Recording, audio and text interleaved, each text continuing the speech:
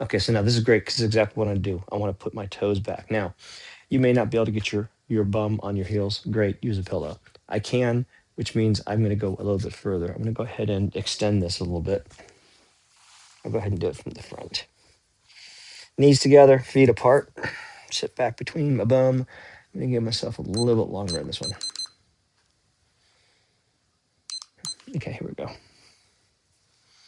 So, whereas before I was doing this with my ankles, now I'm doing this with my ankles. So when you're pointing your toes, that's called plantar flexion. When you bring them back, it's dorsiflexion. Dorsiflexion is especially important for squatting. Squatting is a basic range of motion, and actually, if you're not able to squat, it would be an excellent thing to work towards. It's a great target. You may or may not be able to make it, but anything you can do to get closer will give you better all control of your body. So for squatting, you need some flexibility in your hips, certainly your knees. This is good for that. But this is also good because you're stretching the front here, which means it's helping on a back bend. So if you have a tight back, it's often because of your front and vice versa. So here's a scenario. Imagine I'm sitting. I am kind of sitting. My hip flexors, all right? I'm doing this, which means I'm closing the joint. So I'm flexing my hip flexors, which means they're going to be compressing. I'm doing this all day long. The body over time says, oh, I don't need these tissues to be as long. So when you start to extend those hip flexors, they're tight and they pull.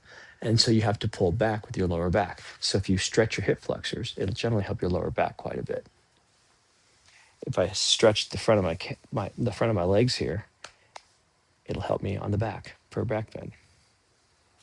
Now my bum is thoroughly on the ground, so I'm going to come back a little bit, just a little bit. I'm not sure how far back I'm going to go. If your bum comes off the ground or you feel any pinching in your lower back, go back up.